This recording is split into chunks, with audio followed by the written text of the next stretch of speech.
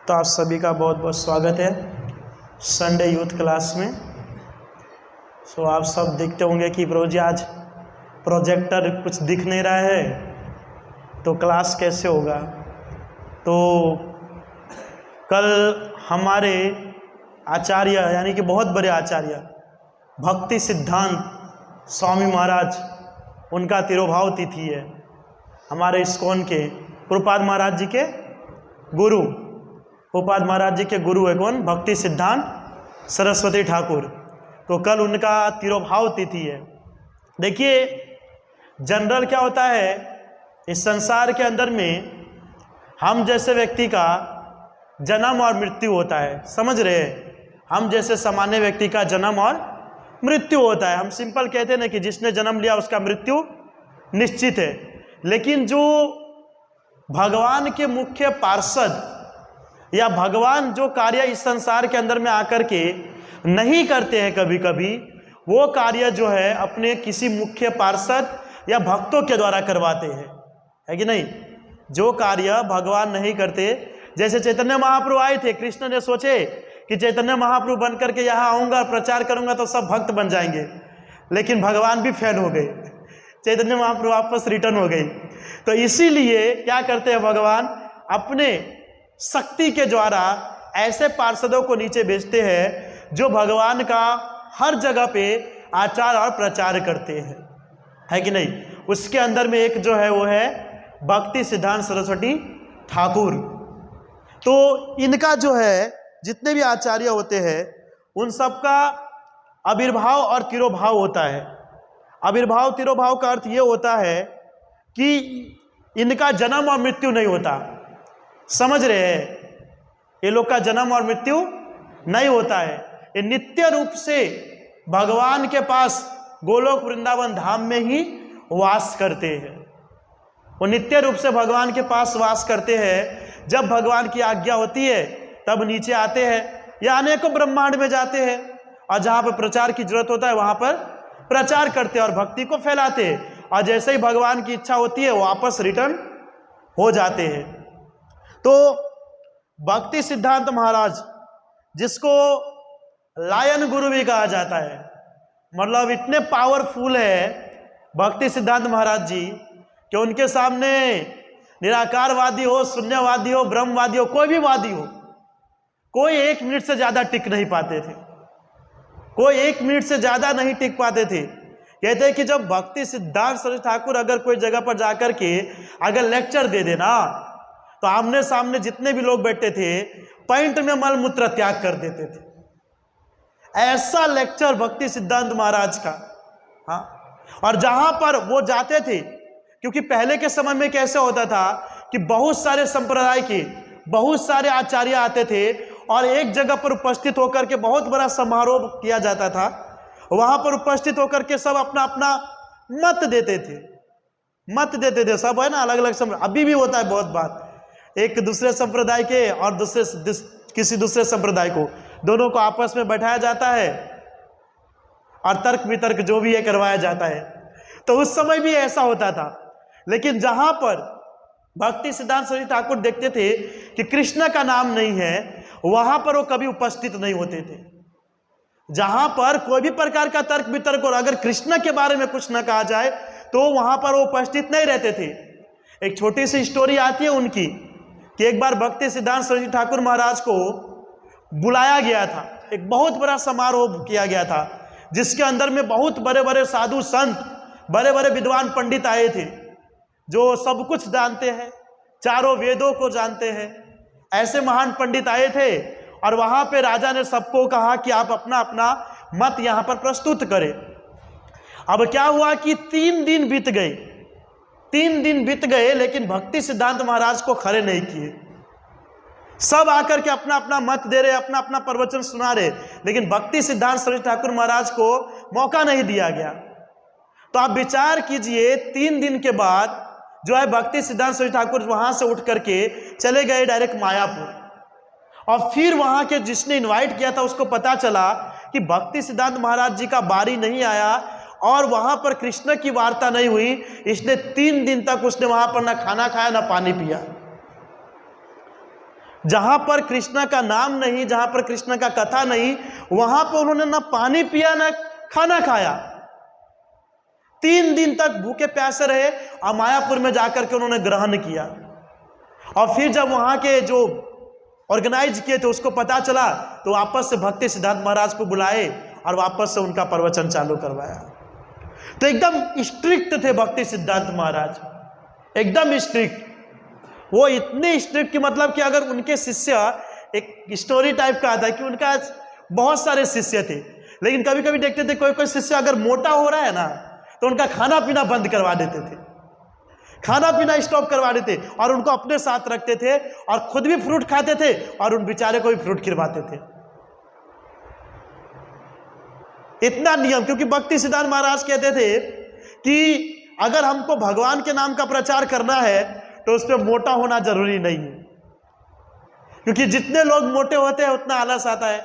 आप आकाश में हम जी सकिए कि जो जितना मोटा होता है उनको प्रचार करने में, हर चीज के अंदर में आलस आता है, लेकिन पतले जो व्यक्ति होते हैं एकदम स्फूर्ति वाले होते हैं, तुरंत उठ करके भागते है कि नहीं। हमको एक बार बोला जाए तो हम विचार करेंगे जाए नहीं जाए, करे या ना करे, लेकिन जो पतले होते हैं उसको बोल दो तो एकदम। इसलिए महाराज जी कहते हैं कि प्रचार करना है तो प्रचार के अंदर में कोई मोटा नहीं होना चाहिए। अगर देखते थे कि कोई भी थोड़ा सा भी मोटा हो रहा है, उनको अपने साथ में रखते थे ताकि वो खाना पीना बंद कर दे। तो कहते हैं भक्ति सिद्धांत महाराज जी बचपन से ही बहुत बड़े विद्वान पंडित थे। अब कभी कभी ऐसा होता है कि इस संसार के अंदर में देखा जाता है बहुत सारे ऐसे व्यक्ति होते हैं जिनको पहले से ही बहुत कुछ का ज्ञान होता है। जैसे बीच में टीवी पे आया था कौटल्या करके कुछ आया था ना बीच में, वो लड़का छोटा जिसको बहुत सारा नॉलेज था, हर जगह का नॉलेज था, टीवी के ऊपर में बहुत आया था, है कि नहीं। ऐसे ही बहुत सारे ऐसे आते हैं जिसका पहले से ही पूर्व जन्म की सुकृति रहती है, जिसके कारण इस जन्म में कुछ पढ़ने लिखने की जरूरत नहीं पड़ती है। और हम इतने सारे वेद शास्त्र पढ़ते हैं तो भी बोलते प्रभु जी जिस टाइम पे हम प्रीचिंग करे थे उस टाइम पे श्लोक ही भूल गए, हमको वो चीज का स्मरण नहीं रहता है। लेकिन बहुत सारे अपने पहले जन्म की सुकृति लेकर के आए। तो भक्ति सिद्धांत महाराज जो है वो पहले से ही बहुत बड़े विद्वान पंडित थे। उनके पिता का नाम था भक्ति विनोद ठाकुर। देखिए जिसको पता रहता है ना वो हैंड्स अप करेंगे, नहीं तो मुझे लगेगा कि किसी को नहीं पता है। तो जिसके पिता का नाम था भक्ति विनोद ठाकुर और उसकी माता का नाम कोई बता सकते हैं? भक्ति सिद्धांत सरस्वती ठाकुर के माता का नाम बोलेंगे प्रभु जी आचार्य के अंदर में पिताजी आया था, माताजी नहीं आया था, ऐसा है क्या? उनके माता का नाम भगवती देवी। क्या नाम था? भगवती देवी। और भक्ति विनोद ठाकुर भी बहुत बड़े महान विद्वान पंडित थे और बहुत बड़े पोस्ट पर भी थे। और उन्होंने ही, मैंने अगली बार एक बार क्लास के अंदर बताया था कि इस्कॉन संस्था जब हमारा नहीं था तो 500 मठ की स्थापना किए थे भक्ति विनोद ठाकुर ने और हर जगह पे प्रचार किया करते थे। तो उनके पुत्र हुए भक्ति सिद्धांत सरस्वती ठाकुर महाराज। उनसे पहले उनके पुत्र थे अनेक, लेकिन कोई भी ऐसा नहीं था कि प्रचार कर सके। तो जगन्नाथ जी को, क्योंकि उड़ीसा में रहा करते थे, जगन्नाथ जी को जाकर के प्रार्थना की भक्ति विनोद ठाकुर ने कि आप कोई ऐसा संतान दीजिए जो पूरी जगह पर आपके नाम का प्रचार कर सके। आप भगवान जगन्नाथ प्रसन्न होकर के भक्ति सिद्धांत महाराज जी को प्रकट किए। और बचपन से ही देखने में एकदम क्या बोलते हैं, जो विद्वान पंडित होता है उसके मुख के ऊपर में कैसा एकदम हाईलाइट होता है, एकदम दिखता है, चमक दिखता है।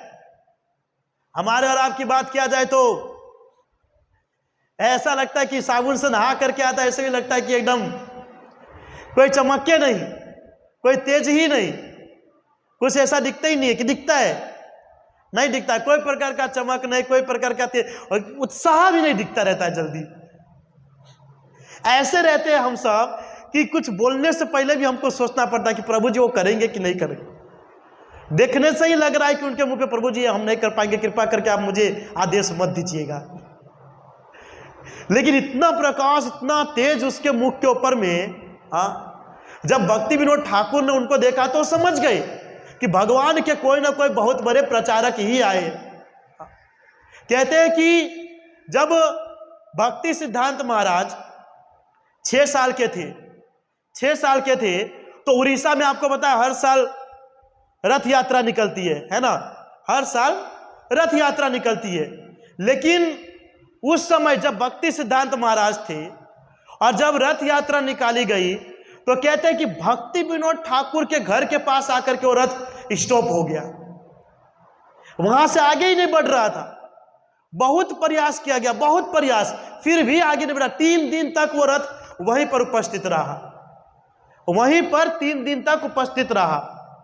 फिर अब भगवान जाने क्या हुआ क्या नहीं, क्या माइंड के अंदर में आया होगा। भक्ति विनोद ठाकुर ने उनकी पत्नी से कहा कि अपने पुत्र को बुला करके लाओ। भक्ति सिद्धांत महाराज का बचपन का नाम था बिमला प्रसाद। बिमला प्रसाद, बिमला प्रसाद पता है क्यों नाम रखा गया आपको पता है? बिमला, बिमला जो है एक और किसी माता का नाम आता है, किसका नाम? पार्वती जी का, पार्वती जी का। आपने स्टोरी सुना है जो गंगा जो निकली है, वो गंगा कहां से निकली है? कहां से निकला है?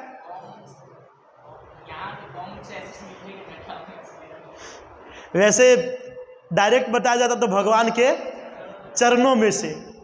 तो जो प्रसाद का आपने स्टोरी सुना होगा, प्रसाद की स्टोरी कभी क्लास में हमने सुने हैं, प्रसाद की उत्पत्ति कैसे हुई थी। आज बिमला प्रसाद से हम प्रसाद की ओर जाते हैं, है ना, खिचड़ी कढ़ी। तो कहा जाता है कि लक्ष्मी माता जो है भगवान नारायण की, विष्णु की बहुत सेवा करते हैं, उनको खिलाना पिलाना सब कार्य करते थे और हर समय उनके चरणों में बैठ करके उनके चरणों को दबाया करते थे। तो हमारे बहुत बड़े संत मुनि नारद मुनि, नारद मुनि रोज देखते थे भगवान सब कुछ ग्रहण करते थे और लास्ट में क्या खाते थे? पान, पान खाते थे।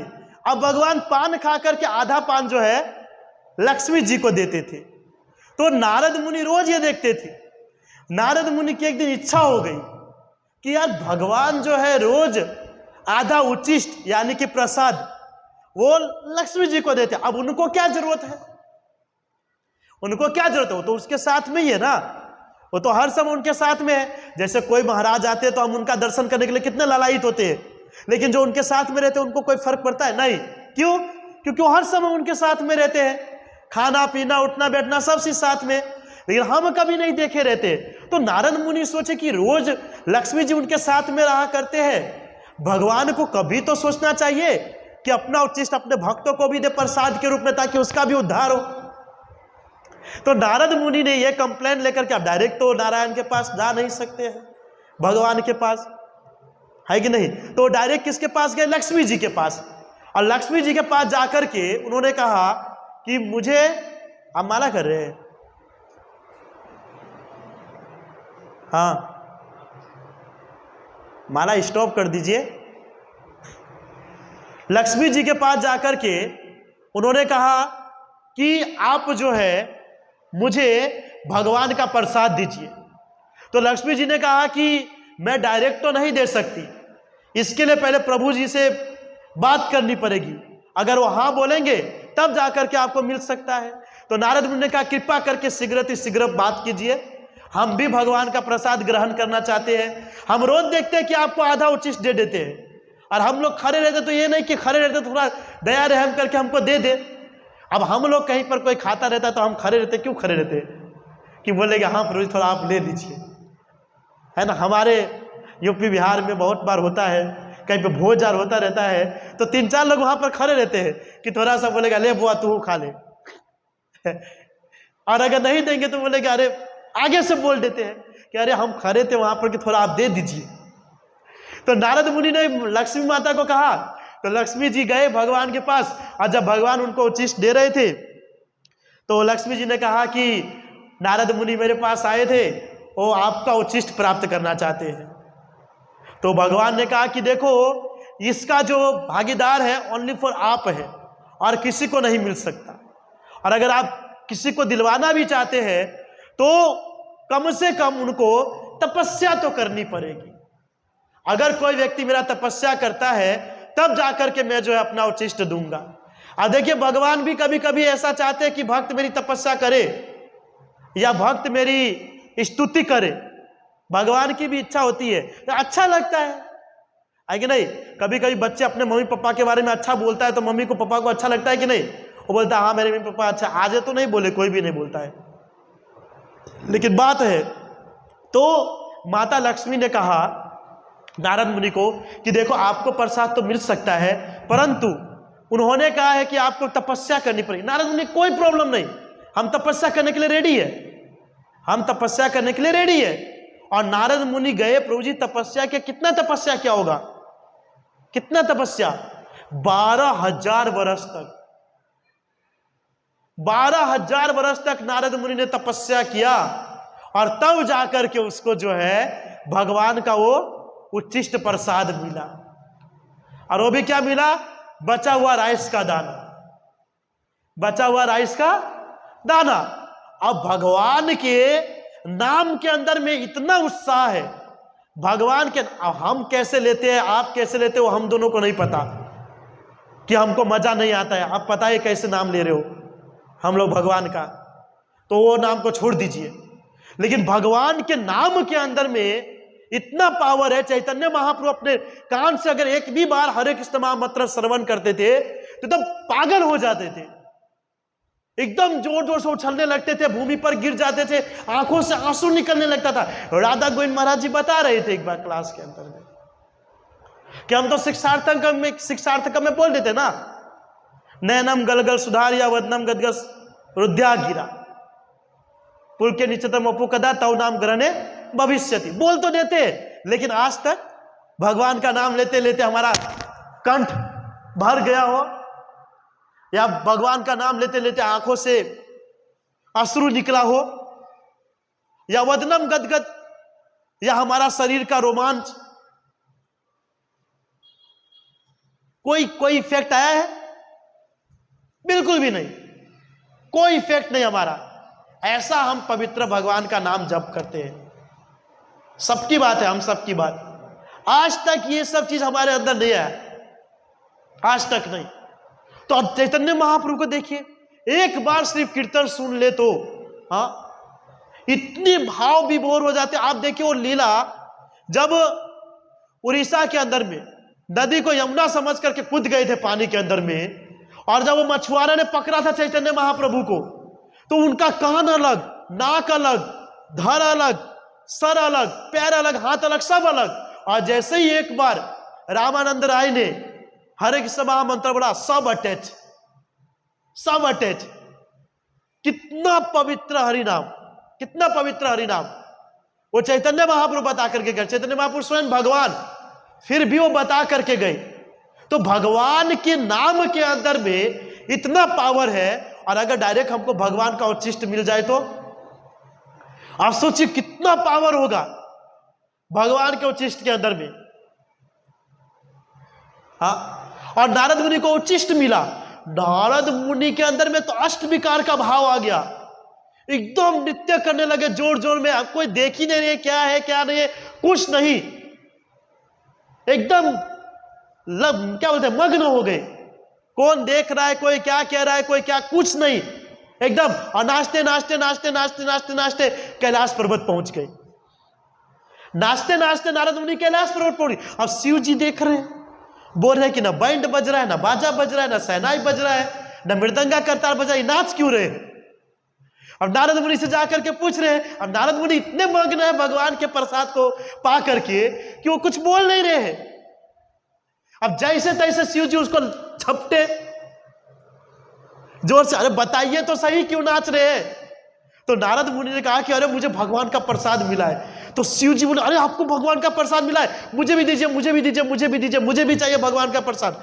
अब जोर जोर से बोले। नारद मुनि का खत्म हो गया। नारद मुनि ने बोला खत्म हो गया। शिव जी बोला कि आपको मिल गया और मुझे नहीं मिला, आपको मिला मुझे नहीं। तो देखे तो नारद मुनि के नक के अंदर में एक चावल का दाना लगा हुआ था। नारद मुनि के नाखून के अंदर में एक चावल का दाना, शिव जी ने उसको, अब शिव जी भी अष्ट विकार भाव में, शिव जी भी अष्ट विकार भाव में, वो भी एकदम जोर जोर से नाचने लगे, एकदम जोर में नाचने लगे।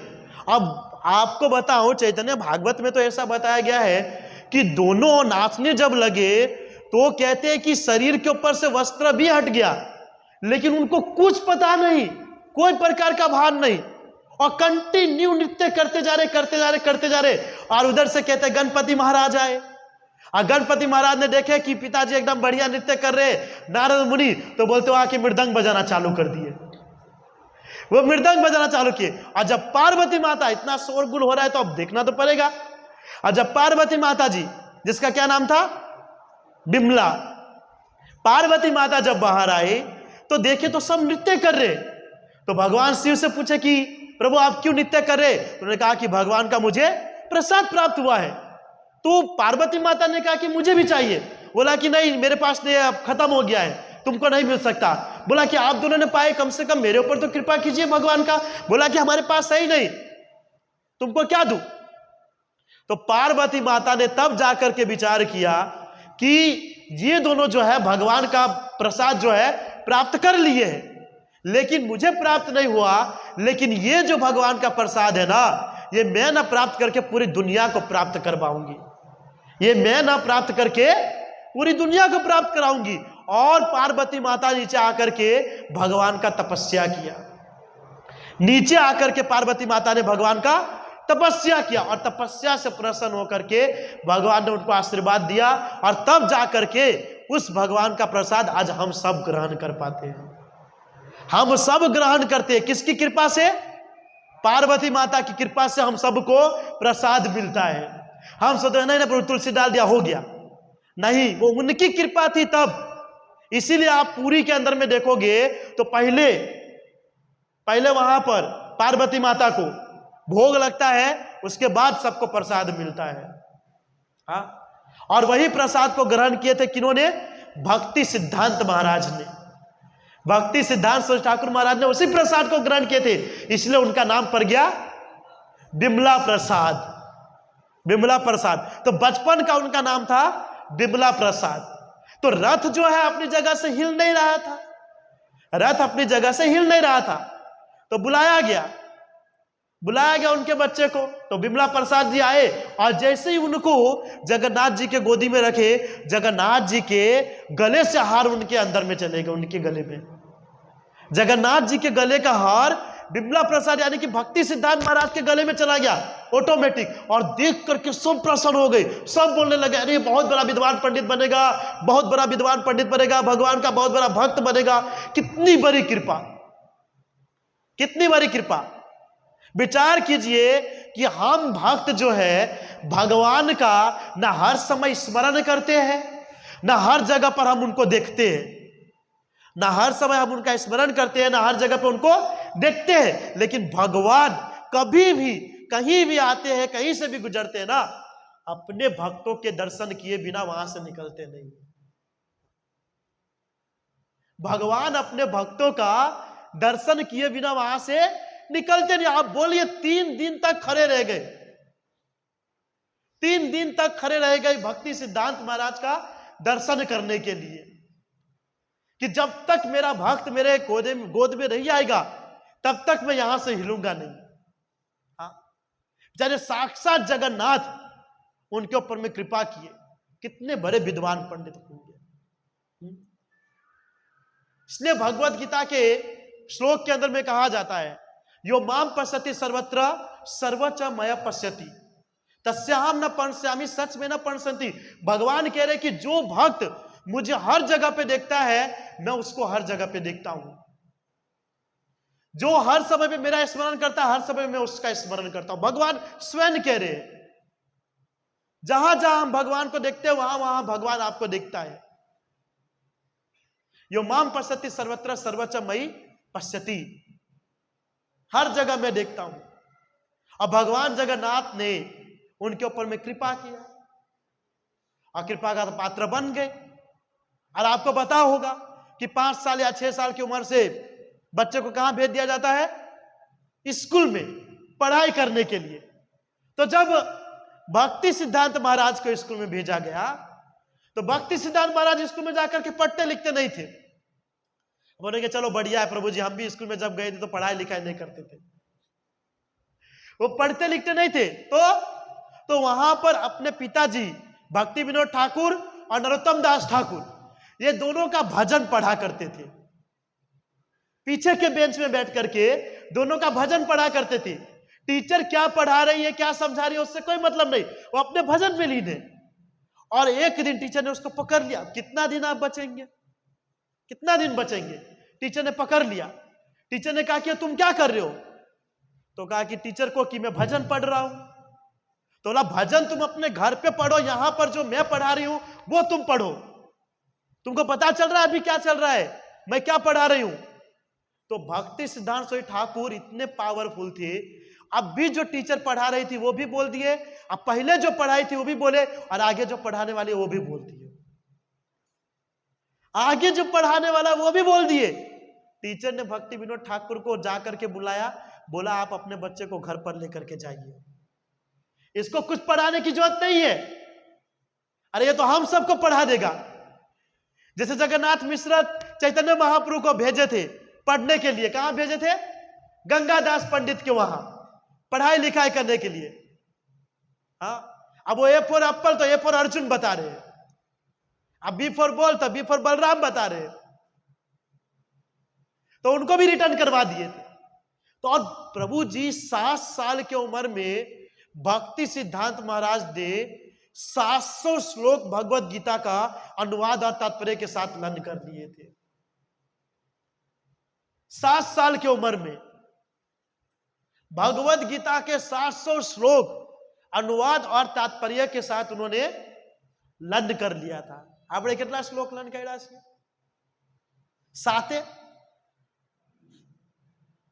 7 भी किए हैं, कोई 7 किया हो?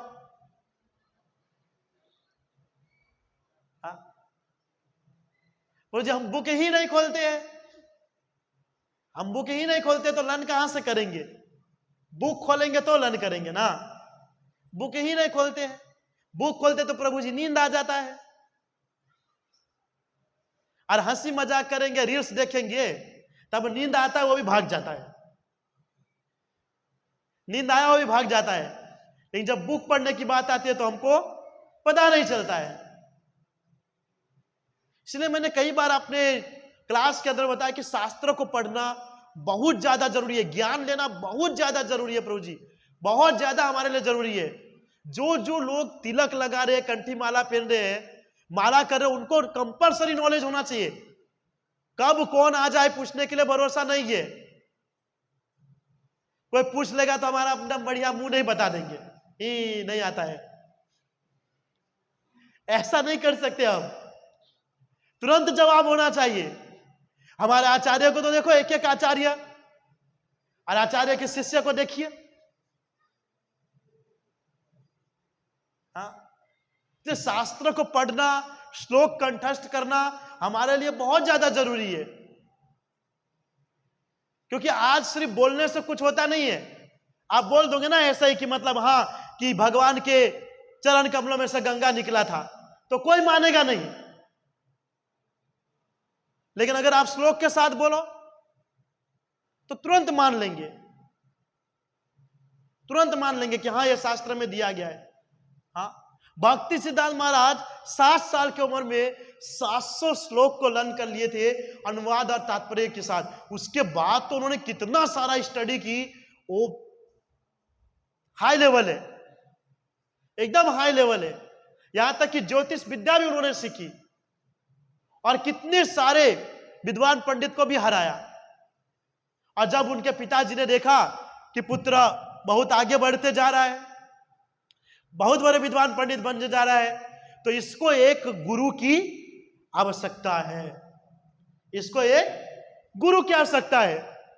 क्योंकि हम कितना ही विद्वान पंडित क्यों ना हो, लेकिन जब तक हमारे जीवन के अंदर में गुरु नहीं है, तब तक हम अपने नैया को पार नहीं कर सकते हैं।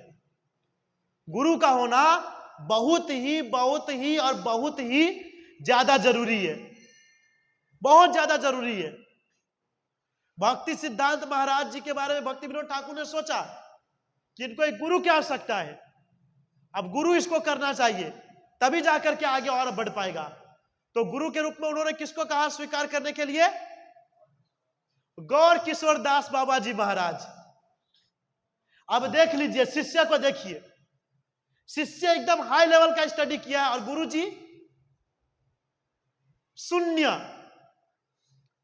गौर किशोर दास बाबा जी महाराज जी को एक भी नहीं आता था ना, 1 2 3 4 5 कुछ नहीं पढ़े थे, वो कुछ भी नहीं पढ़े। अब भक्ति विनोद ठाकुर ने क्या आदेश दिया? आपको जो है गौर किशोर दास बाबा जी महाराज जी के पास जाकर के दीक्षा लेना है, उनके पास जाकर के आपको दीक्षा लेना है। और उनको आता कुछ नहीं, शून्य, एकदम शून्य। और गौर किशोर दास बाबा जी महाराज क्या थे? भजनानंदी। क्या थे?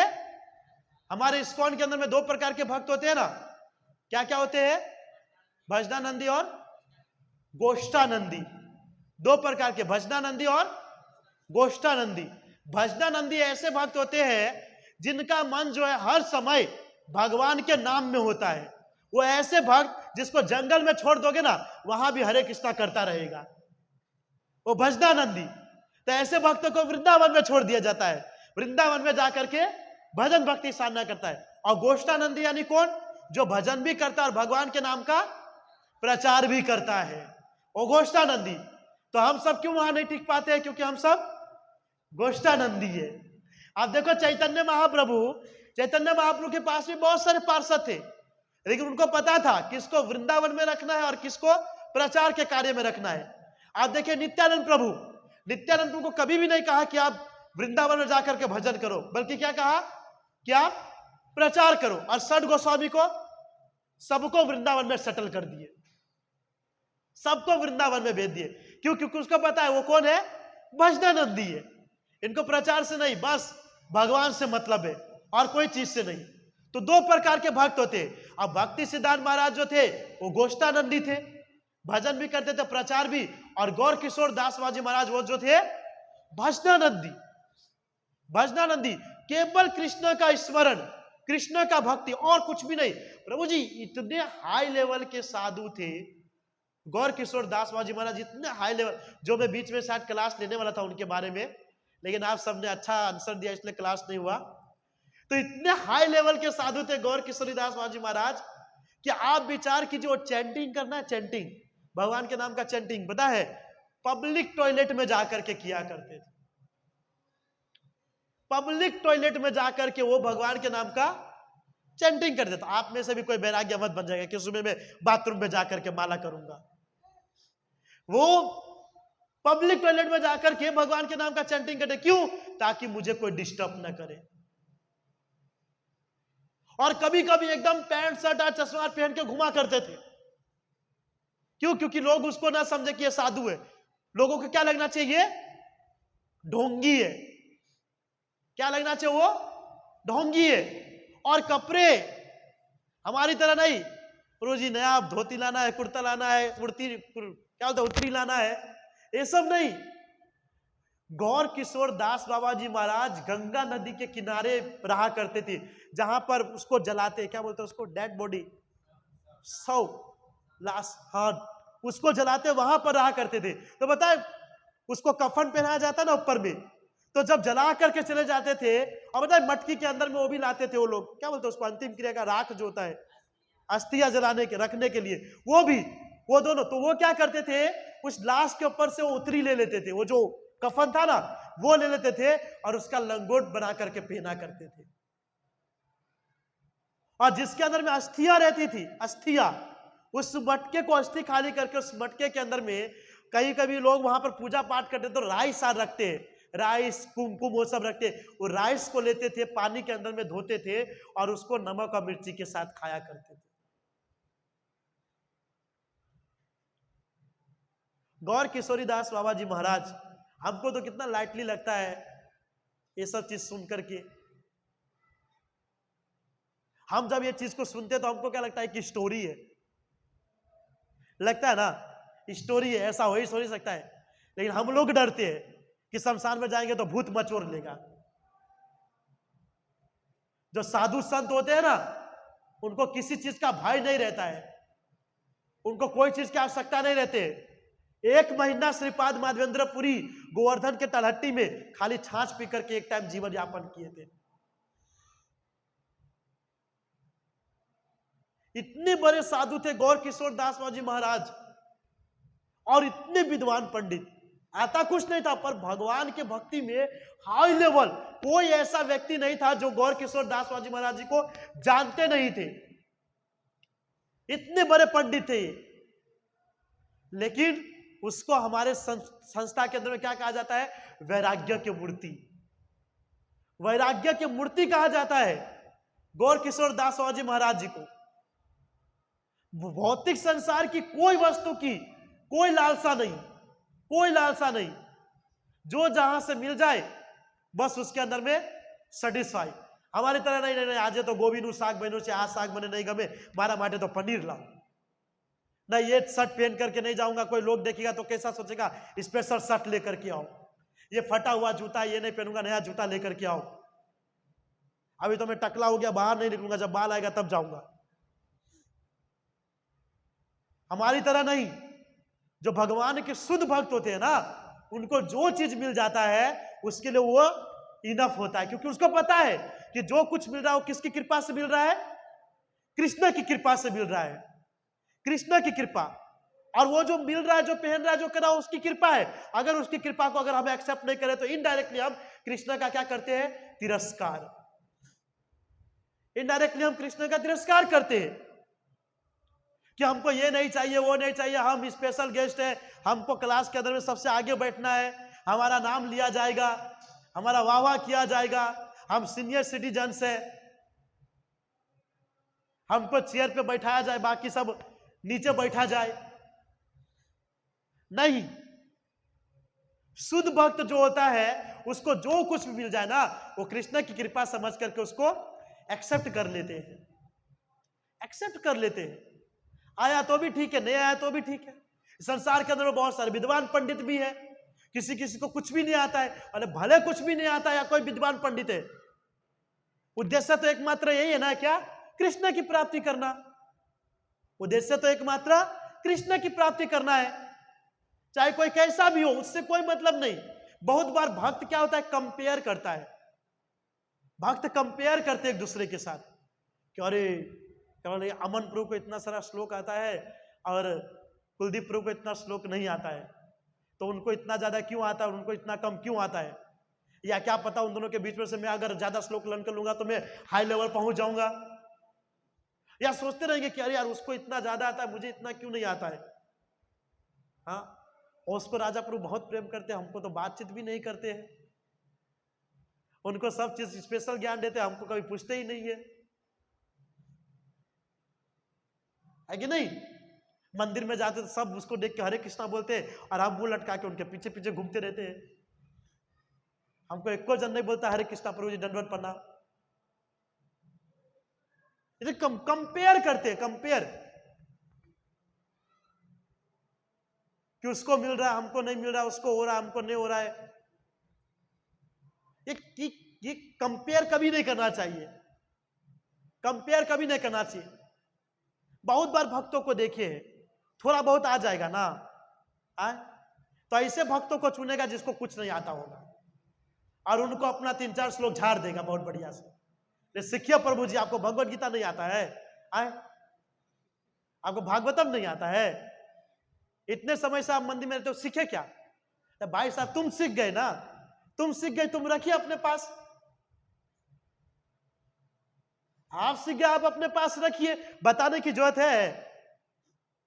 और जहां पर बताना चाहिए वहां नहीं बता पाए, क्यों? क्योंकि 3-4 श्लोक सीखे और सामने वाला व्यक्ति पूरा 1500-1600 लर्न करके वहां पर नहीं बोलेंगे, लेकिन जो कुछ नहीं बोल पाएंगे वहां पर जाकर के बताएंगे कि ऐसा है, ये है, वो है, ये है, बहुत सारी बातें। ये सब बिल्कुल सही चीज नहीं है। हम यही सोचते प्रभु जी, हमारा तो एक ही मत है, कोई कितना सीनियर है, कोई कितना बड़ा पोस्ट पे है, या कोई कितना ही बड़ा विद्वान पंडित है, या कोई कितना ही नीचे लेवल का है, कोई भी उद्देश्य अगर कृष्ण प्राप्ति करने का है तो उससे कोई मतलब नहीं है। अगर उद्देश्य हमारा कृष्ण प्राप्ति करना है तो ये सब चीज का कोई मतलब है ही नहीं कि कोई बड़ा है, कोई छोटा है, कोई पोस्ट है, कोई विद्वान है, किसी को कुछ नहीं आता, वो सब कुछ मतलब नहीं करता है। भगवान ये थोड़ी देखता है कि हाँ चलो ये विद्वान पंडित है तो इसको बड़ा वाला सिंहासन पर बैठाया जाएगा, ये छोटा है इसको घास फूस में छोड़ देंगे तो भी चलेगा। हाँ, ऐसा नहीं है। सम्मोहम सर्वभूतेषु, भगवान के लिए सब एक समान है। ना में द्वेष्टे अस्तु न प्रिय, किसी से कोई प्रकार का राग द्वेष नहीं। भगवान के लिए सब एक समान है। इसलिए कभी भी देखिए षड गोस्वामी साहब इतने बड़े बड़े विद्वान पंडित थे, बड़े बड़े आते थे विद्वान लोग उनसे तर्क वितर्क करने, सिग्नेचर करते थे षड गोस्वामी, लो मैं आपसे हार गया, जाइए भाई साहब, हमारे पास समय नहीं आपके साथ तर्क वितर्क करने का, हमारी भक्ति कम हो जाएगी। और यहां तो हम कंपटीशन करते रहते हैं। और कभी कभी बोल देते ना क्लास के अंदर, गुरु जी भगवत गीता सुनना चाहिए, पढ़ना चाहिए, भागवतम पढ़ना चाहिए और श्लोक लर्न करना चाहिए। तो कभी कभी ऐसा हो जाता है कि वो भगवान के लिए नहीं, भगवान के लिए नहीं, अपना वर्चस्व ऊपर करने के लिए और लोगों को सामने में हाईलाइट होने के लिए वो करते हैं।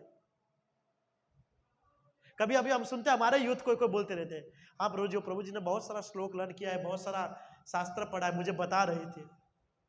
तो क्या होता है कभी कभी डायरेक्टली नहीं बोलते तो इनडायरेक्टली वहां से उसको पता है कि ये कहां कहां तक जाएगा। लास्ट में तो प्रभु जी के पास जाएगा तो बोलेगा अरे हाँ बहुत बड़े पंडित बन गए, क्या बात है, श्लोक लर्न कर लिए हैं।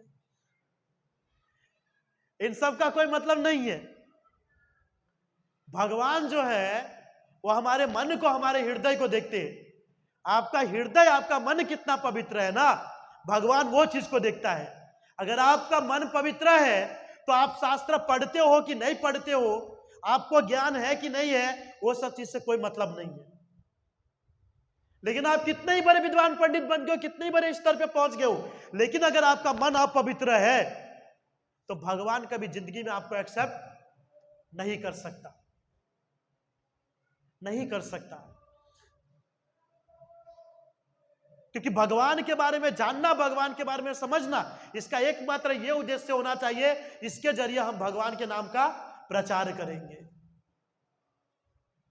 अब बहुत सारे बहुत बड़े बड़े पंडित है, वो सब पढ़ेंगे शास्त्र को, सब क्यों पढ़ते हैं? जेब को भरने के लिए। यह कथा 4.5 लाख रुपया लगेगा प्रभु जी। शिव पुराण का कथा करवाना है 8.5 लाख रुपया लगेगा। भागवतम, अरे प्रभु जी 25 लाख दे दीजिएगा, हो जाएगा। अच्छा, भागवतम बहुत बार इसके लिए किया जाता है।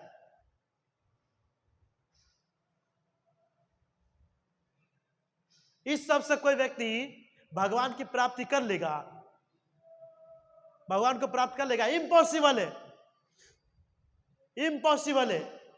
इसीलिए गौर किशोर दास जी महाराज इतने बड़े विद्वान पंडित होने के बावजूद भी वो कभी नहीं दिखाते थे अपनी विद्वता, कभी नहीं। अब भक्ति सिद्धांत महाराज गए अपने पिता के आदेश को सुनकर के महाराज के पास, गौर किशोर दास जी महाराज के पास, और उनको जाकर के कहा कि मैं आपसे दीक्षा लेना चाहता हूं, मैं आपका शिष्य बनना चाहता हूं। गौर किशोर दास जी महाराज तुरंत ना बोल दिए, नहीं मैं किसी को शिष्य नहीं बनाना चाहता, मैं किसी को शिष्य नहीं बनाना चाहता। वो बोले कि मैं इसके लायक ही नहीं हूं। उनसे पूछा तुम्हारा पिता कौन है? तो मेरा बोला कि मेरे पिता का नाम भक्ति विनोद ठाकुर। तो बोलते इतने बड़े विद्वान पंडित के बच्चे हो तुम, अब मुझ जैसे मूर्ख व्यक्ति के पास आकर के शिक्षा लेना चाहते हो, तुम अपने पिता के पास जाकर के ज्ञान प्राप्त करके आओ, अपने पिता के पास दीक्षा लो। लेकिन भक्ति सिद्धांत महाराज जी भी एकदम जिद्दी बोल दिए पिताजी ने, यानी कि आदेश का पालन होना चाहिए। बचपन में नहीं देखे थे भक्ति विनोद ठाकुर एक बार आम लेकर के आए थे, अब भक्ति सिद्धांत ठाकुर बिना पूछे भोग लगा लेते और एकदम चाव से खा लिए। हमारे घर पे भी कभी कभी पिताजी कुछ लाते हैं ना तो एकदम थैली ही छीन के खाना चालू कर देते। हमारे तो एक मित्र थे, उनके मम्मी कभी उसको दूध लेने भेजती थी नीचे, तो दूध पीते पीते ऊपर आते थे, कच्चे ही दूध। तो भक्ति सिद्धांत महाराज जी ने बहुत डांटा भक्ति विनोद ठाकुर ने अपने पुत्र को और रूम के अंदर बंद कर दिया। तब से भक्ति सिद्धांत महाराज ने प्रण कर लिया कि आज के बाद मैं कभी आम नहीं खाऊंगा। कितने साल के थे? 3 साल के। कभी भी आम नहीं खाऊंगा। और जिंदगी भर भक्ति सिद्धांत महाराज ने आम नहीं खाया। अब पिताजी ने कह दिया कि उनके पास जाकर के आपको दीक्षा लेना है, यानी कि फाइनली आपको लेना है। और वो गए उनके पास। अब बोल रहे कि नहीं, मेरे पिताजी ने कहा आपसे दीक्षा लेना है, यानी कि मुझे आपसे ही लेना है। उसने कहा कि मैं दीक्षा देने के लायक नहीं हूं, मैंने आज तक कोई शिष्य नहीं बनाया है। लेकिन भक्ति सिद्धांत महाराज ने कहा कि आपने कोई शिष्य नहीं बनाया, इसलिए तो मैं शिष्य बनने के लिए आया हूं। तो गौर किशोर दास बाबा जी ने कहा कि मैं चैतन्य महाप्रभु से पूछ करके बताऊंगा। देखिए चैतन्य महाप्रभु कब के धाम में चले गए थे समझ रहे हैं। लेकिन गौर किशोर दास बाबा जी महाराज जी को दीक्षा नहीं देना है, दीक्षा नहीं देना है। क्यों? क्योंकि कई बार जो होते हैं गुरु महाराज दीक्षा देते हैं तो शिष्य जो अपराध करता है, पाप करता है, उसका भागीदारी महाराज को भोगना पड़ता है। कई बार ऐसा होता है जिसके कारण वो शुद्ध भक्ति करने के बावजूद भी भगवत प्राप्ति नहीं कर पाते हैं। लेकिन ये तो जस्ट यहां की बात है, उस समय की ये बात नहीं, जस्ट यहां की बात है। तो उसने कहा मैं चैतन्य महाप्रभु से पूछूंगा, तुम कल आना।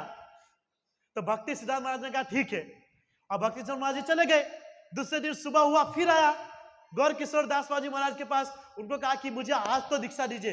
बोला कि चैतन्य महाप्रभु से पूछना रह गया, मैं पूछा नहीं। तो भक्ति सिद्धांत महाराज जी समझ गए कि गुरु महाराज को दीक्षा देना नहीं है, बहाने बना रहे हैं। हाँ, तो बोला ठीक है कोई बात नहीं, दूसरी बार भी छोड़ देते हैं। हाँ, सोच के तो रखे थे कि दीक्षा अगर हमको लेना है तो आपके पास से लेंगे। जैसे श्रीपाद रामानुजाचार्य, इस बार नरोत्तम दास ठाकुर 18 बार वो भी गए, और श्रीपाद रामानुजाचार्य भी 18 बार गोष्ठी पूर्ण के पास गए थे। अपने गुरु गोष्ठी पूर्ण के पास 18 बार गए थे, तब जाकर के उसको दिया। और नरोत्तम दास ठाकुर भी लोकनाथ गोस्वामी के पास कितने बार? 18 बार गए थे। वो नहीं दे रहे थे, वो बोल रहे थे कि जीव गोस्वामी ने आदेश दिया आपके पास से दीक्षा ले, फिर भी नहीं दे रहे थे। हाँ, फिर भी नहीं दे रहे थे। लेकिन 18वीं बार में उनको देना पड़ा। और जब गौर किशोर दास बाबा जी महाराज के पास जब तीसरी बार भक्ति सिद्धांत महाराज गए ना, तो गौर किशोर दास बाबा जी महाराज को जब बोला कि आज लास्ट दिन है, आज तो आपको दीक्षा देना ही पड़ेगा और आज मैं आपका शिष्य बन के ही रहूंगा। तो गौर किशोर दास बाबा जी महाराज ने कहा कि देखो चैतन्य महाप्रभु ने मुझे सीधा जवाब नहीं दिया। पहले दिन क्या बोले कि मैं चैतन्य महाप्रभु से पूछूंगा, दूसरे दिन क्या बोले मैं पूछना भूल गया, और आज जब तीसरा दिन आया तो क्या बोल रहे हैं कि उन्होंने मुझे कुछ सही जवाब नहीं दिया। और जब सही जवाब देंगे तब मैं आपको जाकर के बताऊंगा कि आपको दीक्षा देना कि नहीं। भक्ति सिद्धांत महाराज क्रोधित हो गए, बोले कि मैं आपका शिष्य बनना चाहता हूं, आपको पता चलता है कि नहीं, मेरे पिताजी ने आदेश दिया, आज तक मैंने उनकी कोई बात को काटी नहीं। मैं आपका ही शिष्य बनना चाहता हूं, आपसे ही दीक्षा लेना चाहता हूं। अगर आज आपने दीक्षा नहीं दिया ना तो यही गंगा नदी में डूब करके जान दे दूंगा। डायरेक्ट लाइव धमकी,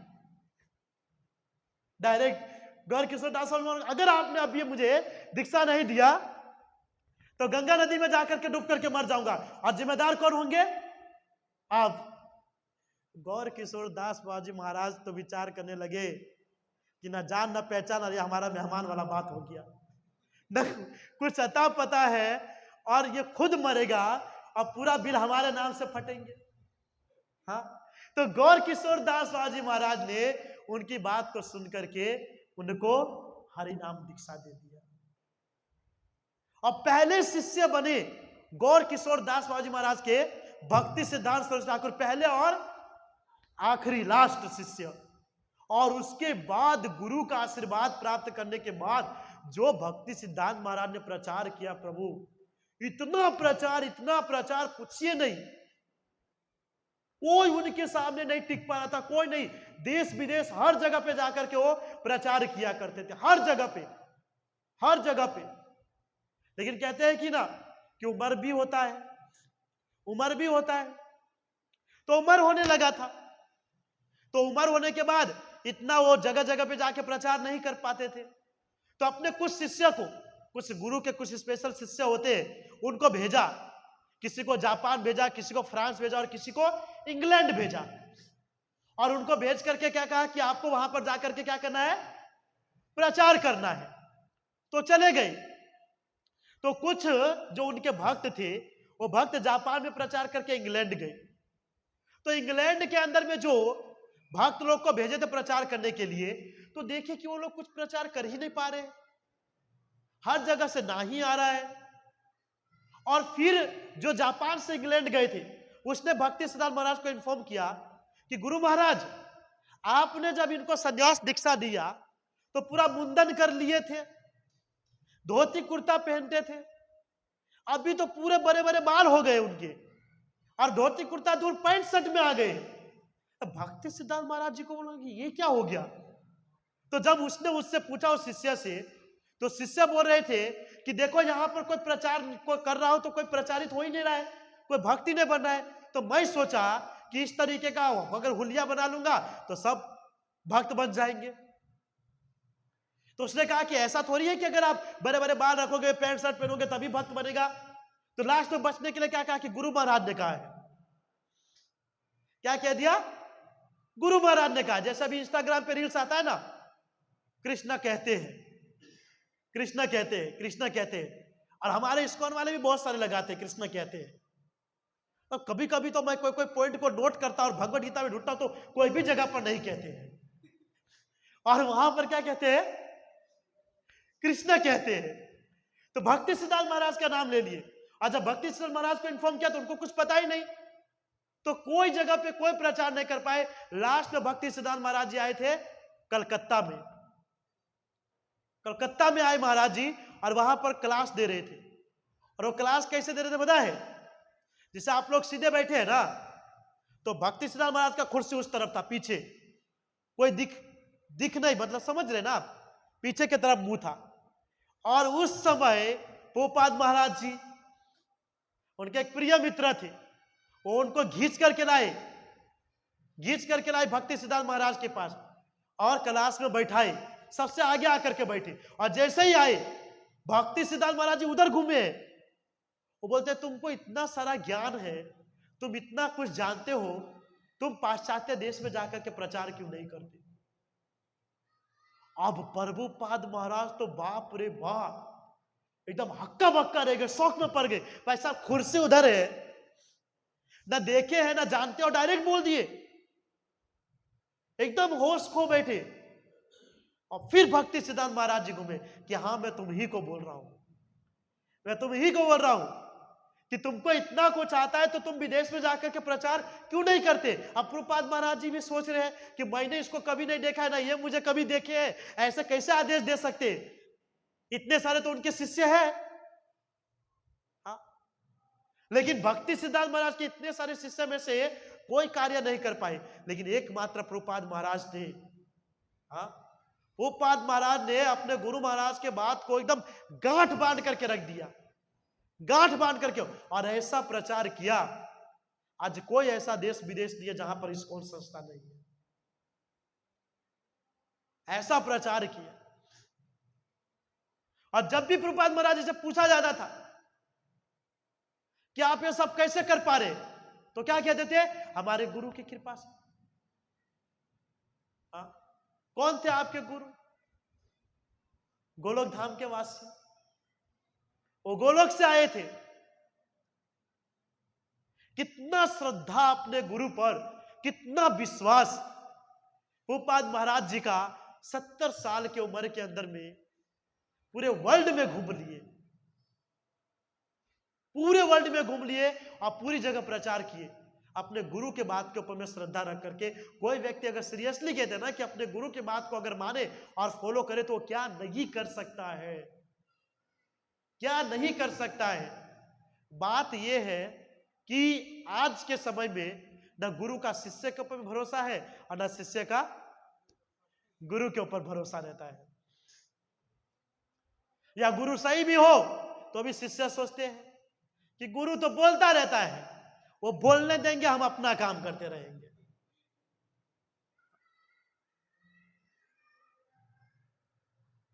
और भक्ति सिद्धांत महाराज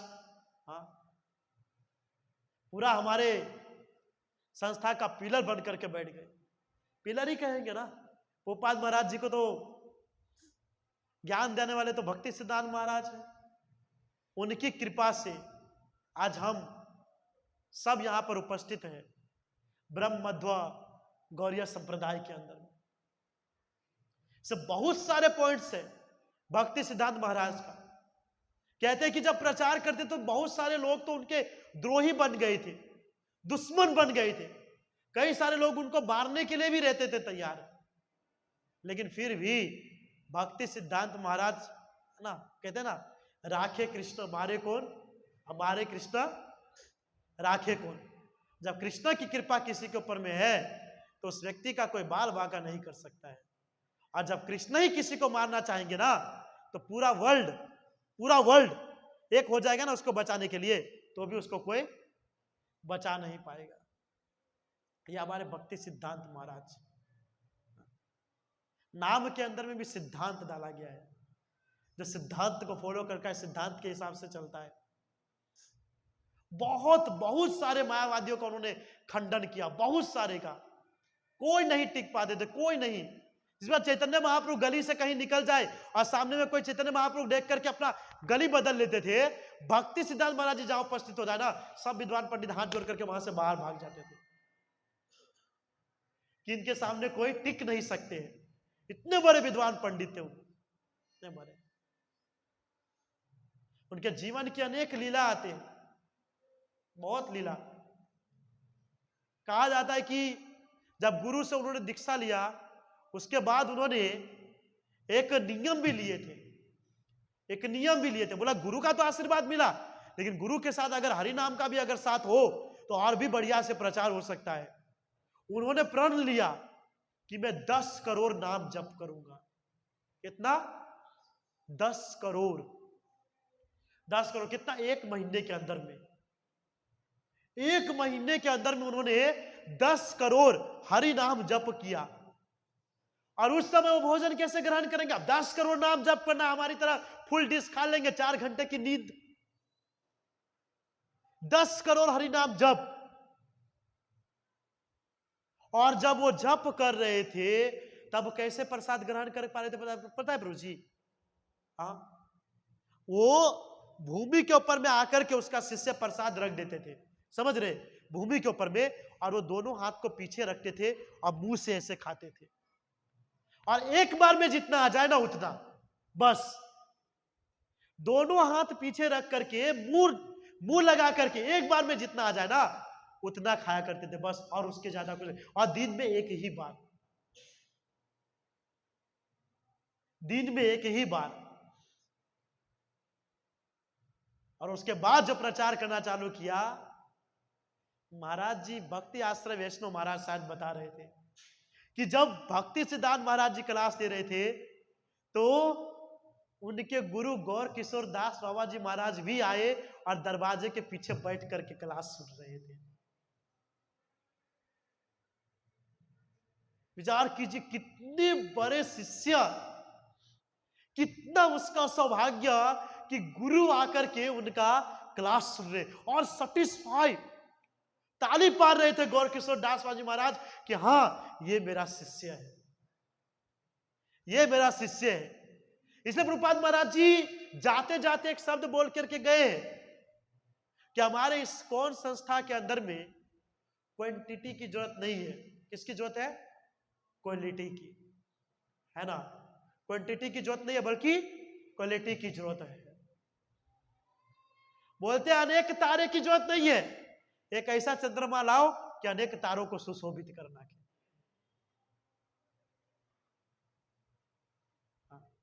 उस भक्ति सिद्धांत महाराज का कल तिरुभाव तिथि है। कल के दिन ही वो रिटर्न भगवत धाम गए थे। और उसी के उपलक्ष्य में कल दोपहर 1 बजे तक का फास्टिंग भी है। हमने ग्रुप के अंदर मैसेज किया है, आप फरार कर सकते हैं, सब कर सकते हैं, लेकिन भोजन ग्रहण नहीं कर सकते हैं। कल उनका तिरोभाव तिथि है। और रियल में अगर किसी को प्रचार करने का मन है ना, वैसे मने तो कई लागतू नहीं, तो जी हुज प्रचारित થઈ जाओ तो बोल से बीजा ने छोड़ो। लेकिन फिर भी अगर किसी का मन है कि हम प्रचार कर सके, तो कल भक्ति सिद्धांत महाराज जी के तिरोभाव तिथि के शुभ अवसर पर आप जो है फास्टिंग कीजिए और उनसे प्रार्थना कीजिए कि जिस प्रकार आप हर जगह पर अकेले, अकेले, आज यहाँ हम किसी को अकेले बुक डिस्ट्रीब्यूशन में भेज देंगे ना, कोई नहीं जाएगा। वो जी खबर न पड़े कोई उसकी गाड़ी में ले गया तो हाँ, वो नहीं समझ पाएंगे, उसके ऊपर भरोसा नहीं कर पाएंगे, है कि नहीं। लेकिन अकेले भक्ति सिद्धांत महाराज जी ने हर जगह पर प्रचार किया और उनके शिष्य प्रभुपाद महाराज जी ने। तो हमको उनसे यही प्रार्थना करना है कि कृपा करके आप भी हमको इतना शक्ति दीजिए ताकि हम भी जितना हो सके हमारे जीवन के अंदर में कृष्ण के नाम का प्रचार कर सके। प्रभुपाद महाराज जी का एक रील्स है, उस रील्स के अंदर प्रभुपाद महाराज जी ने कहा है कि मेरे गुरु महाराज ने आदेश दिया प्रचार करने का, लेकिन जितना होना चाहिए उतना मैं नहीं कर पाया। यानी कि इनडायरेक्टली मेरी गुरु महाराज जी की जो बात है वो अपूर्ण रह गई, पूर्ण नहीं हुआ। शायद वो रोते रोते प्रभुपाद महाराज जी बोल रहे हैं वो रील्स के अंदर में। तो कृपा करके आप सभी से निवेदन है कि आप सभी जो है मेरे गुरु महाराज के बोले हुए बात को पूर्ण कीजिए। लेकिन वो पूर्ण कब होगा? जब पहले हम खुद प्रचारित होगा। हम ही ऑनियन गार्लिक नहीं छोड़ेंगे तो दूसरे को कैसे बोलेंगे कि आप लहसुन प्याज मत खाइए प्रभु जी? नहीं कह सकते ना। इसलिए पहले अपने आप को वैष्णव एटिकेट, वैष्णव सदाचार में लाना है, फिर जाकर के हमको दूसरे को बोलना है। खुद भगवत गीता को समझना है, उसके बाद जाकर के भगवत गीता का ज्ञान हमको दूसरे को देना है कि नहीं। कभी कभी भगवान का ज्ञान, ये वैष्णव सदाचार, ये सब जो हमारे लिए इतना इंपॉर्टेंट होता है कि हमको भी सुधारा जाता है। एक बार प्रभुपाद महाराज जी क्लास दे रहे थे न्यूयॉर्क के अंदर में, तो क्लास में प्रभु जी कोई नहीं बैठा था। अभी जब 5:05 पे मैं रूम पे था ना, तो गोविंद आया। गोविंद मुझे बोल रहा है कि क्लास के अंदर प्रभु जी 4 ही लोग हैं। मुझे आकर के बोला कोई है ही नहीं, 4 ही लोग बैठे हैं। तो एक बार मैं इससे पहले बोला भक्त प्रभु बड़ौदा से आए थे, भक्त प्रभु है ना, तो भक्त प्रभु एक है बड़ौदा से। तो एक बार हमारे क्लास के अंदर में ओनली फॉर 10 लोग थे, तो मैंने आधे घंटे में क्लास बंद कर दिया था। और फिर मैं फ्रस्ट्रेट हो गया कि यार 10 ही भक्त है, आप कैसे क्लास देंगे। तो मैंने भक्त प्रभु को कॉल किया था, तो भक्त प्रभु बोले जो हम क्लास देते हैं ना, वो क्लास सामने वाले को देख करके नहीं देते हैं, वो क्लास जो हम देते हैं वो अपने आप को सुधारने के लिए देते हैं। समझ रहे हैं आप? इसलिए एक जन बैठा हो या कोई ना बैठा हो, क्लास जो है हमारे सुधारने के लिए है। इसलिए वो क्लास को आपको बोलना है, आपको ही सुनना है। तो प्रभुपाद महाराज जी से भी पूछ रहे थे कि यहाँ तो कोई उपस्थित नहीं है, तो फिर आप क्लास क्यों दे रहे? तो प्रभुपाद महाराज जी ने भी सेम कहा, ये क्लास दूसरे के लिए नहीं है, ये क्लास मेरे स्वयं के लिए। अब प्रभुपाद महाराज जी जब बुक लिखते थे तो बुक को पढ़ते भी थे। तो इसके ऊपर मैं ऑप्शन उठाया कि प्रभुपाद आप तो बुक खुद लिखते हो, खुद क्यों पढ़ते हो? क्योंकि बोला कि ये बुक मैं नहीं लिखता। क्यों? ये बुक जो है मेरे को कृष्ण लिखवा रहे हैं, इसीलिए मैं उस बुक को पढ़ता हूं। इसीलिए जब भी हम प्रचार करने के लिए जाते हैं या कोई भी बात को हम बताते हैं वैष्णव सदाचार के बारे में, तो पहले वो हमारे ऊपर में लागू होना चाहिए, उसके बाद वो सब चीज को हमको बताना चाहिए, है कि नहीं? एकदम भक्ति सिद्धांत महाराज की तरह सी गुरु लायन। हम शेर के जंगल के राजा है तो हम जंगल के राजा ही रहेंगे और कोई नहीं बन सकता। एक बार महाराज ट्रेन से सफर कर रहे थे भक्ति सिद्धांत महाराज, तो सामने में कोई सिगरेट पी रहा था। तो भक्ति सिद्धांत महाराज ने उनको ना बोला सिगरेट नहीं पीना चाहिए, और जोर जोर से फूंक मार रहा है। महाराज ने दूसरी बार मना किया तो सिगरेट फूंक के मुंह पे उड़ा रहे थे। भगवान अब संन्यास दीक्षा ले लेते महाराज ने, तो दंड तो रहता है, महाराज ने दंड लेकर के ट्रेन में धोना चालू कर दिया, वहीं पे उसको बाढ़ा चालू कर दिया, पता नहीं चलता आपको। तो भक्ति सिद्धांत महाराज से हमको कल यही प्रार्थना करना है कि हमको भी इतना कैपेबल बनाइए ताकि हम भी जितना हो सके कृष्ण के नाम का प्रचार कर सके और सभी इस भौतिक संसार के लोग को भगवान के धाम पहुंच सके, ऐसा मार्ग बता सके। और हमारे पास तो कोई योग्यता है नहीं, है कि नहीं।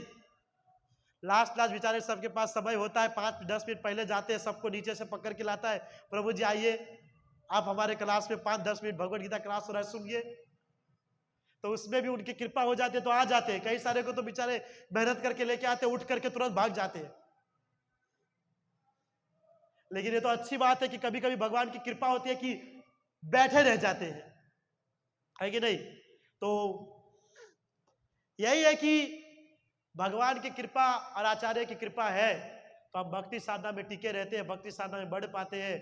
बाकी जैसे ही भगवान की कृपा अगर हटे तो हमारे साथ तुरंत दुर्घटना घटे, ऐसा कंडीशन हो जाता है। इसलिए हमारे आचार्य से प्रार्थना करना बहुत ज्यादा जरूरी है और आचार्य को जानना भी बहुत ज्यादा जरूरी है। इसलिए मैंने उस संडे को सबको डांट लगाया था कि आप लोग को कुछ पता नहीं है कि नहीं। कम से कम इतना तो पता रहना चाहिए ना कि हाँ, प्रपात के गुरु गौर किशोर दास बाबा जी महाराज जी हैं, हमारे आचार्य भक्ति विनोद ठाकुर है और जगन्नाथ दास बाबा जी महाराज। बस इतना तो होना ही चाहिए। 4 जो प्रमुख है अभी वो तो होना चाहिए, जगन्नाथ दास बाबा जी महाराज, गौर किशोर दास बाबा जी महाराज, भक्ति सिद्धांत महाराज और प्रभुपाद, है कि नहीं। इतना तो हमको पता होना ही चाहिए।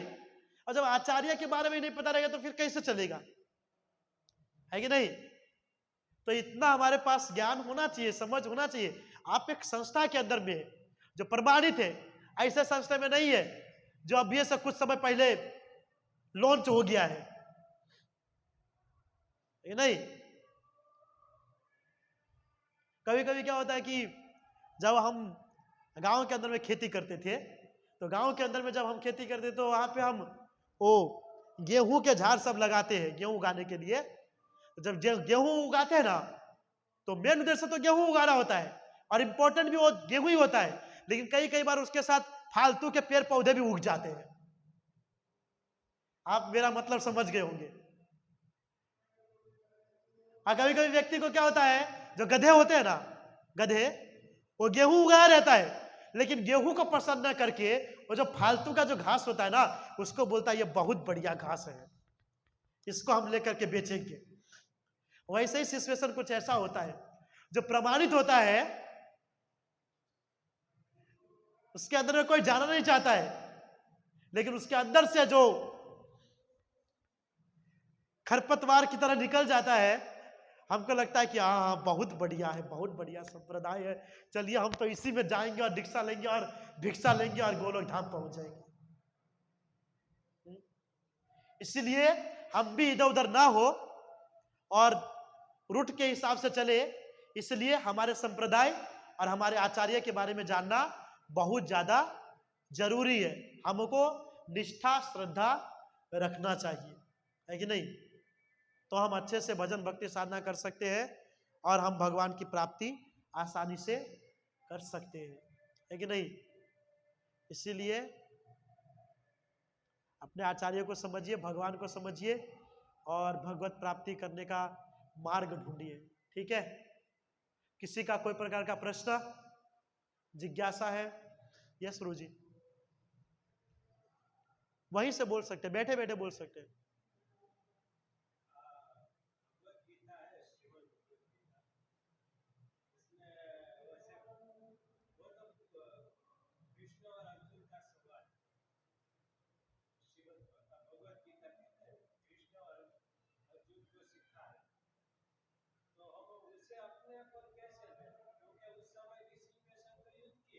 हाँ हाँ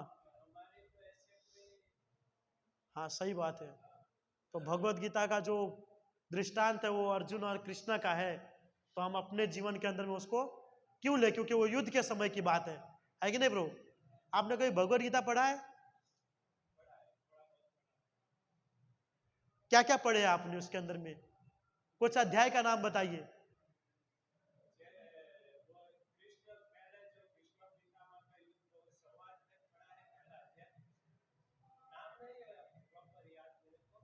आप जब भगवत गीता को पढ़ेंगे ना प्रभु जी, और उसके अध्याय को पढ़ोगे ना, नहीं मैं तो भाषांतर भी नहीं पूछ रहा हूं, मैं तो सिर्फ बोल रहा हूं कि भगवत गीता का अध्याय का नाम है, वो 18 अध्याय है ना, तो 18 अध्याय में से किसी का नाम याद है ऐसा?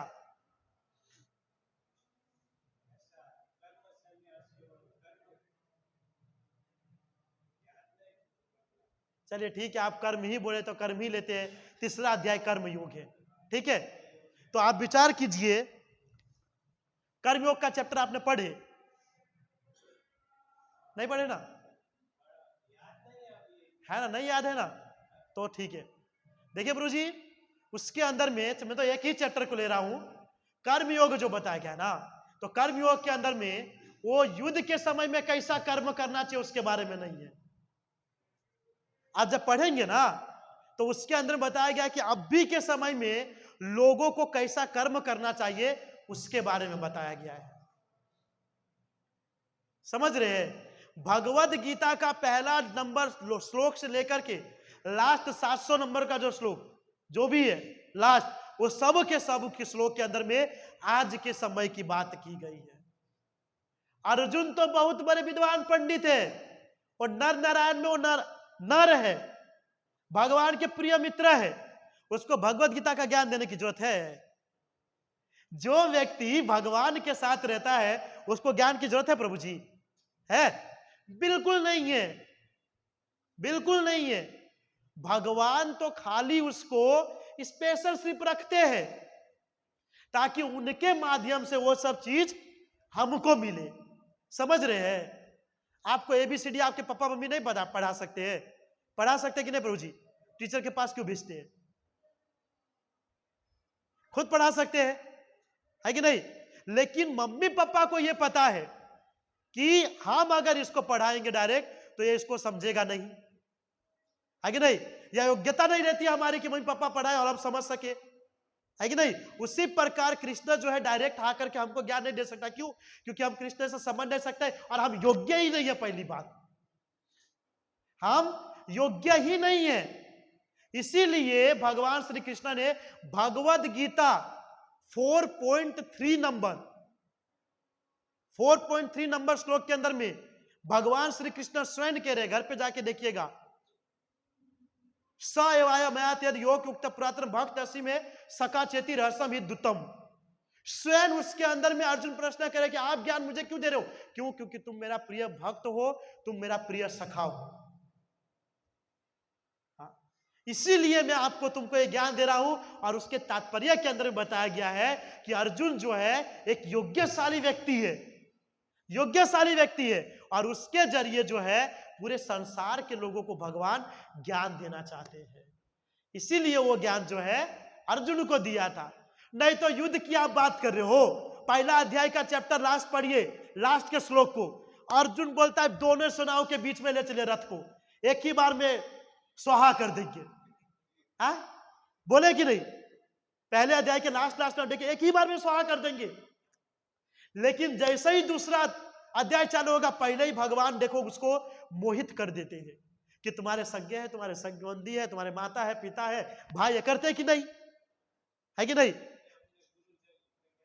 तो फिर भगवान ने मोहित किया, बाकी युद्ध तो तुरंत करते कि नहीं? तो ये कोई प्रश्न है ही नहीं। इनडायरेक्टली उसके जरिए कृष्ण जो है हम सबको समझाना चाहते हैं। समझे ब्रो जी? क्लियर? ओके। और किसी का कोई प्रश्न? हाँ ब्रो।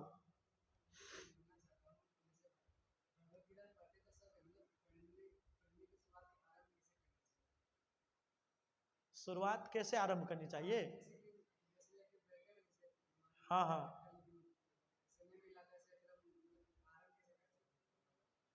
डायरेक्ट पेज खोल के पढ़िए।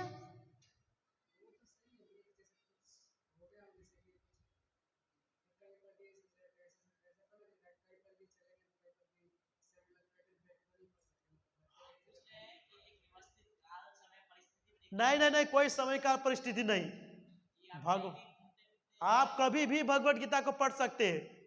अरे हम तो जरूरत पड़ता तो तुरंत मोबाइल में कहीं पे भी खोल लेते हैं। हम तो बोलना नहीं चाहिए, बाथरूम में घुसते तो अभी श्लोक का स्मरण करते रहते हैं। सच्ची बात है। भगवान का ज्ञान और भगवान का नाम किसी भी परिस्थिति में लिया जा सकता है। ये तो देवी देवताओं का पाठ्य पुस्तक और मंत्र ऐसे होते हैं कि थोड़ा सा भी गलत बोलो तो पुत्री की जगह पुत्र उत्पन्न हो जाता है। धृष्ट तुम जस्ट एग्जाम्पल है, तुरंत मिस्टेक होने से कुछ हो जाता है ना। लेकिन रियल में जो भगवान का जो हरे कृष्ण महामंत्र है और भगवत गीता है, वो किसी भी समय में उसका स्मरण और चिंतन और पढ़ सकते प्रभु जी, उसके लिए कोई नियम नहीं है। भगवत गीता और हरि नाम इतना पवित्र है कि हमको पवित्र कर देगा। और जैसे एक दो पेज पढ़ोगे ना, ऑटोमेटिक आपको नियम पता चलते रहेगा कि हमको क्या करना है, क्या करना। ऑफिस के अंदर में जब हम पहला दिन जाते हैं तो नियम नहीं पूछते, हमको ऑटोमेटिक पता चल जाता है कि यहाँ पर किसके साथ कैसा बिहेव करना है कि नहीं।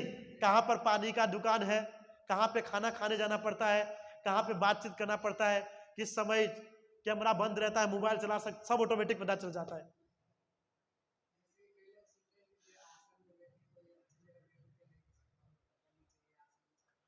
कर सकते हैं, ऐसा कोई नहीं है, आपकी श्रद्धा। आप आसन के ऊपर में बैठ के पढ़ना चाहते हैं, आसन पे भी बैठिए।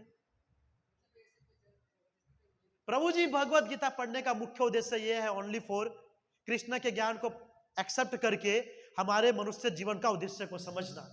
अब आप उस उद्देश्य को आसन पर बैठ करके सीखिए या बिना आसन पर सीखिए, है कि नहीं। कोई व्यक्ति यहाँ पर जमीन पर बैठ करके ABCD पढ़ता है और कोई स्पेशल AC वाला स्कूल में जाकर के बेंच पे बैठ करके, भाई साहब पढ़ तो ABCD रहे हो, चाहे सरकारी में पढ़े या प्राइवेट में पढ़े, ABCD पढ़ना है कि नहीं। तो आसन पे बैठिए, कोई मंत्र उच्चारण करके ओम क्या बोलते हैं, पवित्राय पवित्राय जो वो होता है, तो आप वैसे कीजिए। या डायरेक्ट, हम तो डायरेक्ट भगवत गीता लेके स्टार्ट, ठीक है। तो भगवत गीता और भगवान का नाम किसी भी परिस्थिति में भी लिया जा सकता है, ठीक है ब्रो, ओके। और किसी का प्रश्न?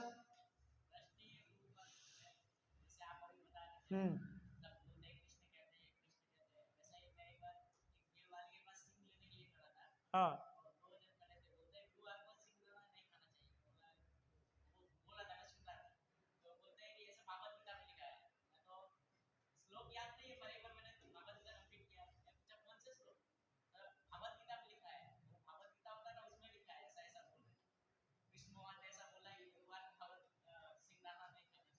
देखिए, भगवत गीता में लिखा है कि गुरुवार को मूंगफली नहीं खाना चाहिए, सिंह दाना।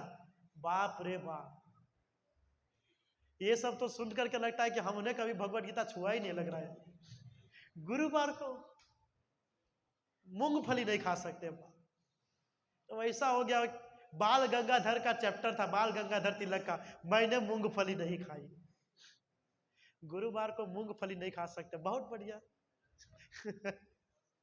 तो बहुत सारे लोग कहते हैं अलग अलग तरीके से। हो सकता है उसने जिस भगवत गीता को, बहुत सारे भगवत गीता है, हो सकता है कहीं पर गुरुवार को मूंगफली नहीं खाना चाहिए, शुक्रवार को कद्दू नहीं खाना चाहिए और शनिवार को आलू नहीं खाना, हो सकता है।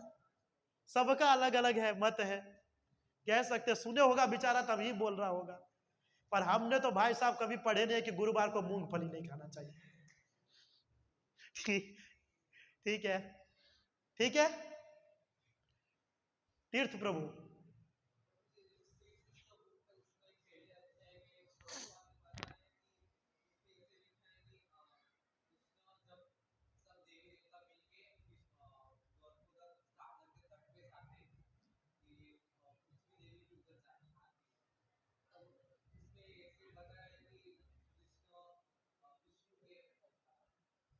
कृष्णा विष्णु के अवतार है। देखिए, ये जो है ना प्रभु जी, हर समय जो है ना अलग अलग मनवंतर होता है, मनवंतर होता है। उस मनवंतर के अंदर में क्या होता है कि अनेकों मनवंतर के अंदर में भगवान श्री कृष्ण जो है एक ही बार अपने वास्तविक स्वरूप में आते हैं। कोई बता सकता है कौन सा मनवंतर, कौन सा मनु?